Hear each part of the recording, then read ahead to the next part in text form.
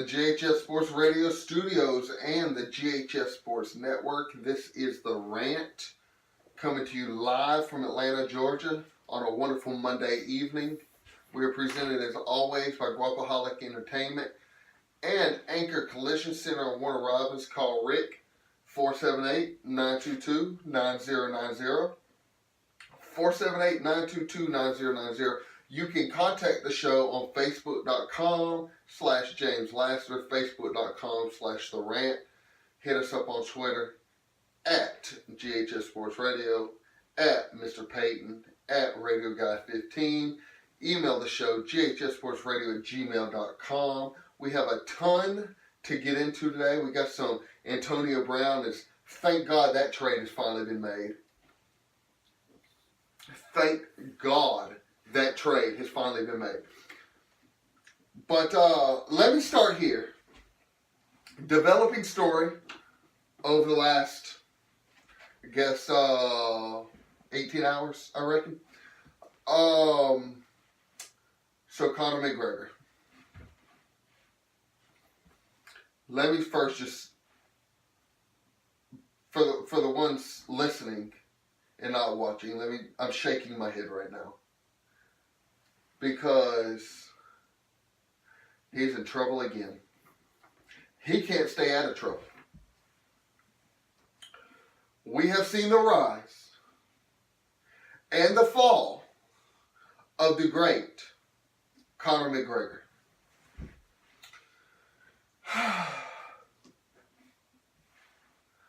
So, since his last title, the last time he won a belt,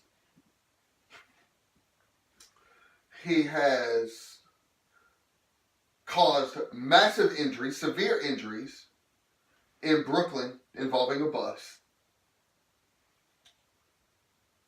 The water bottle incident at his press conference, fights, and now we got this. So last night, he was at a club in South Beach, Miami. I'm not even going to try to pronounce it. But I guess he's got a VIP room upstairs, and at 5 o'clock they shut down the club, so he was leaving, and there was a fan trying to take a picture of him with his personal phone. He snatched the phone out of the guy's hand, and I guess he was a fan. I didn't hear any speculation or anything of, him being taunted or anything. He just trying to get a picture, snatches the phone out of his hand and throws it on the ground and stomps on it, crushing it. And then he didn't leave the phone. Then he picks up the phone and leaves with it. So now we got theft involved. And I'm not a lawyer, so I'm not going to sit here and try to put on a lawyer cap. But anybody in their right mind knows that's theft. And so he went home, he got picked up by police, and he's out on $12,500 bail. So my question is, have we seen the end of Conor McGregor? And my answer is yes. Now, he may come back. I'm not saying that. But I'm talking about the in the light that we saw him 2, 3, 4 years ago. He's a wreck. He's an absolute wreck. He can't keep his temper under control. He's causing serious injuries. He's throwing stuff, fighting people, and now he's snatching phones and crushing them and leaving with the phone. Are you an idiot? Are you an idiot? Because anybody in their right mind knows you can't do that. There's a lot of things that people do and law enforcement doesn't get involved. But you're talking about You ran off with dude's phone. First of all, you crushed it. Then you ran off with dude's phone. What are you doing? What are you doing? You have not even been allowed to fight since the Brooklyn incident. What are you doing?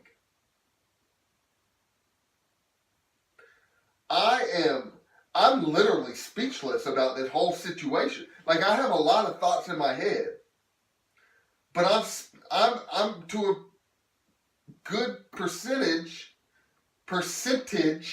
I'm speechless. Because all I can do is shake my head. All I can do is shake my head. Because I'm looking at this like, what are you doing? You're a millionaire, a multi-millionaire that can't stay out of trouble. Look, and there are people in this world that are great athletes, and I don't find them to be very good people. And one of those people was Floyd Mayweather.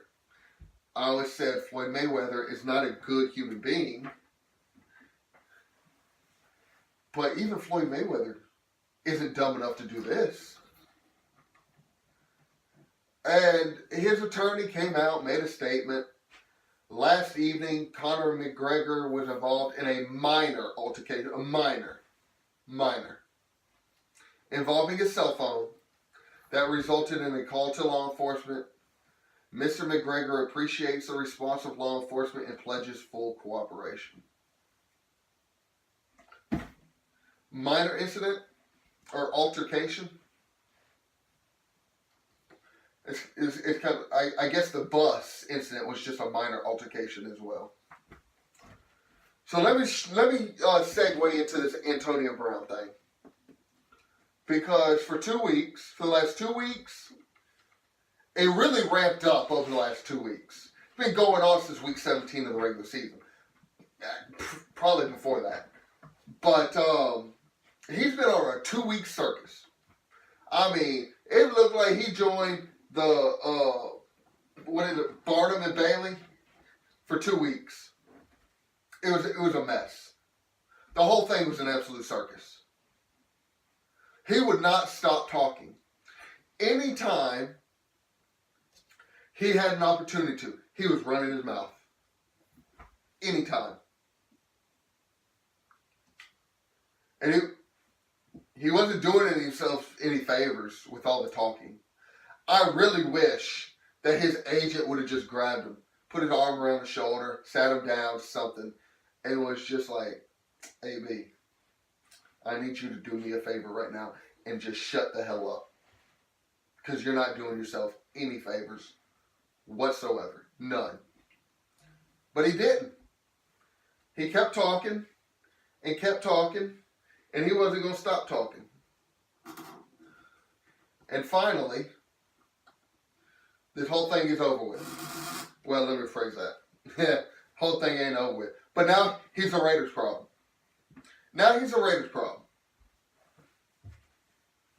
And we'll get into the Raiders side of this here in just a minute. But let me start with the Bills. Because the Bills made an offer. Basically had the offer done, but they knew he wasn't going to show up. He wasn't going to show up. Did you think he was going to show up, Buffalo? Did you think he was going to show up? He's already bitching about his current salary. You thought that he was just going to come in and play? You know, what? Why the hell not? Let's just do it. You didn't think you were going to have to restructure that deal? Hello? That's why he was pissed in Pittsburgh. He wanted big boy money. He wanted big wide receiver money. And he wasn't getting it. So you thought he was just going to willingly come in without you restructuring his deal? And you thought he was just going to show up and play. Like, screw it. Well, I got news for you, Buffalo. Congratulations. That's why you're going to stay a dumpster fire. Even the Raiders figured it out. Even the Raiders figured it out. And it's been the laughing stock of the league for ever. Maybe not quite as bad as the Browns. But they've been a laughing stock for years. Hell, they just paid a coach. Think about this. This is how you know the Raiders don't know what they're doing. They paid a booth guy, a guy who was a coach, became an analyst, a broadcaster, who'd been out of the league for, 10 years. And they paid him a 10-year, $100 million contract. And what's the first thing he did? Got Khalil Mack the hell out of town. It's the first thing he did. Don't you think that after, however many months it's been, don't you think the Raiders are maybe thinking, maybe this whole John Gruden thing wasn't the route to go? No, because they're a laughing stock and they don't know what the hell they're doing. But even they got it right. So, the Raiders got it right. So, okay, James, so you saying that the Raiders are on the up and no, that is not what I'm saying. No. That is not what I'm saying. What I'm saying is, if the Bills thought he was going to show up without them doing anything to his deal, that's the reason they're going to continue to be the laughing stock that they are. So, the Steelers continued for I don't remember how long it was, but they restructured his deal every single year, year after year after year after year after year, right? Restructuring it over and over and over, increasing his guaranteed money. But if you take the guaranteed money out of the equation, he was playing for chump change. He was playing for chump change. Now, again, let me repeat that, because all I'm going to give is pushback. Are you saying that Antonio Brown wasn't making any money? No, that's not what I'm saying. I'm saying if you take and eliminate the guaranteed money out of his contract, the guaranteed money, he wasn't making that much. So he wanted more guaranteed. He came out. He said, I'm an entrepreneur. I'm a man. I came from nothing and I stand for something. If you got the money, let's talk. Remember that conversation he had? Remember that soundbite? Somebody paid him. And it's the Raiders. It's the Raiders. So,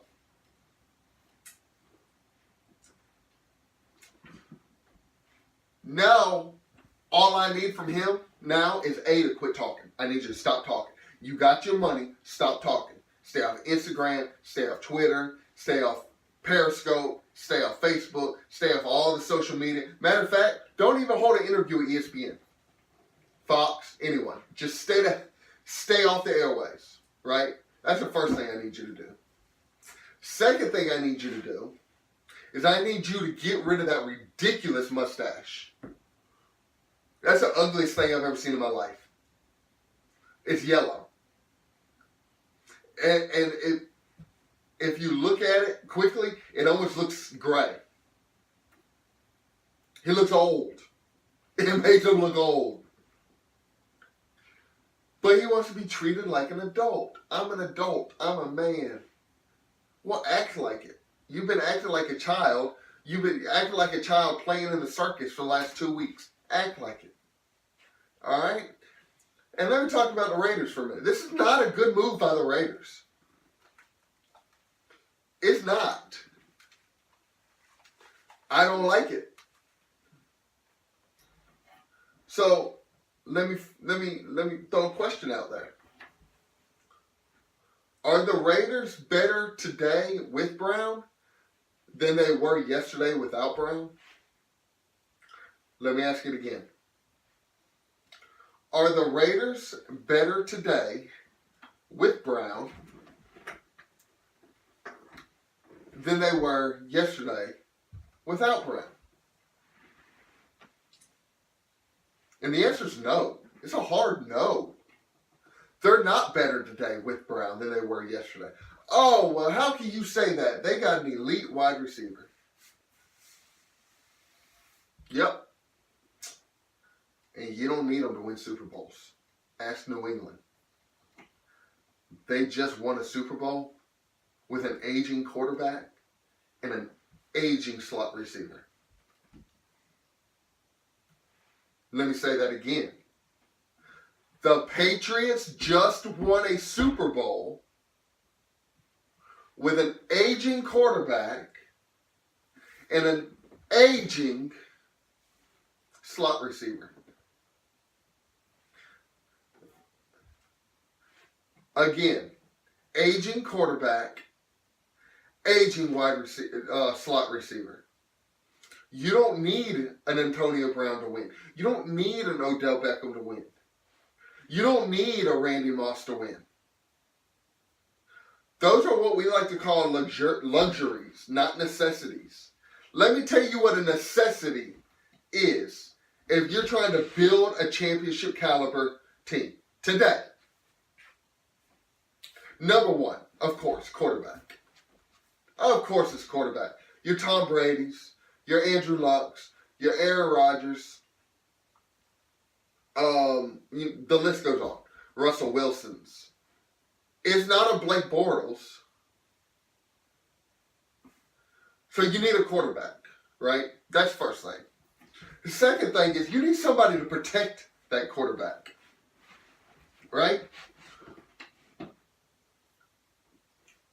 You need somebody, left tackle, somebody to protect that quarterback. Remember that movie, The Blind Side? Do you remember Sandra Bullock? She went out onto the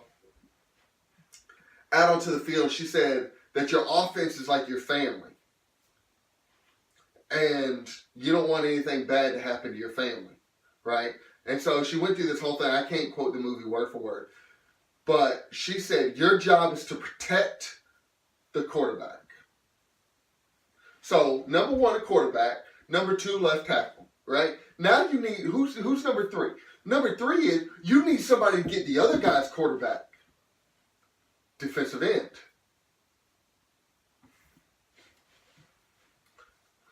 Defensive end. Get yourself whether they're fast and strong, got quick spin moves, whatever. You just need somebody to go get their quarterback.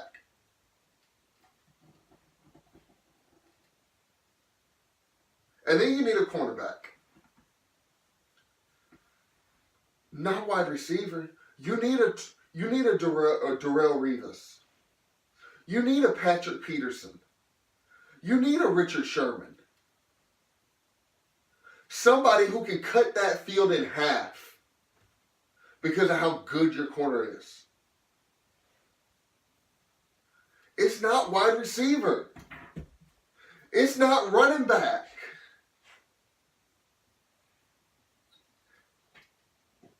And then five, a lot of people differ with me on this, but then I think you need a linebacker. Somebody shoot the gaps. Right? And they traded him away. They got rid of him. They had the best one. They had Khalil Mack. And they got rid of him. Sorry, guys. I'm still dealing with this cough for about 4 weeks now. The Jets went to the AFC Championship. Think about this. Now, this is wild. The Jets went to the AFC Championship game without any, not one, not they had a few, they had none, zero, zilch. talented, skilled positions. They didn't have a quarterback. Didn't have a wide receiver. You know how they were good? You know how they were successful? On defense. They had Darrelle Revis in his prime. Remember? Wasn't it Mark Sanchez that led them to the AFC Championship game? And I believe it was 2 years in a row. So you don't need a wide receiver. And then you're going to pay them $30 million over the next 2 years. $30 million over the next 2 years. Bad move, Raiders. Bad move. And I believe by this time, 2 years from now, the Raiders are going to be ready to move on from Antonio Brown.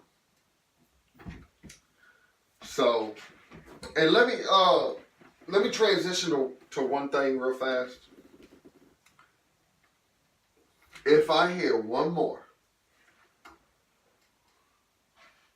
person tell me that the Lakers need to consider trading LeBron, Jeff Van Gundy, are you out of your mind? You can't trade LeBron. Now, I don't know if he has a no-trade clause. I would assume at this point in his career he probably doesn't. Because, you know, if they trade him, he'll just not show up. He'll pull an AB. He'll just not show up and retire. He's got all the money in the world. He's got more money than you can dream of. He could go, look, LeBron James has so much money that I don't believe his great-grandkids could go broke if they tried. Or maybe his great-great-grandkids could go broke if they tried. That's how much money he has, right? So he'll just retire. And he'll move on to his next project. Whether it be owning an NBA franchise, whether it be the Hollywood scene, whether it be, you know, producing music, whatever he wants to do. The Lakers aren't trading LeBron. He just signed there 9 months ago. They're not trading him. So stop with the trade LeBron talk. You make no sense. Well, you got to put every option on the table because it's a business. Exactly. It's a business. And no, you cannot shut down LeBron. Because it's a business. That's why you can't shut him down. You want people to show up to the arena still, right? Then you got to play LeBron. It's a business. Exactly. It is a business. You are not going to move on, which is why I'm mind blown with the fact that the Cardinals are ready to move on from Josh Rosen after they drafted him last year, number 9 overall in the draft, to get Kyler Murray. What? And look, Kyler Murray's a hell of a quarterback. I'd want him to. But you can't draft a guy and then turn around and say 1 year later because things didn't turn out the way, you know, they wanted to. Oh, you know, they only have a pretty awful offensive line, but things didn't turn out, so we're going to move on from you. What? So it's a business. You're invested in LeBron for at least 3 years. You're not going to trade him. And stop acting like you're actually considering trading him. No, you're not. Nobody believes that anybody in that Lakers front office would consider trading LeBron.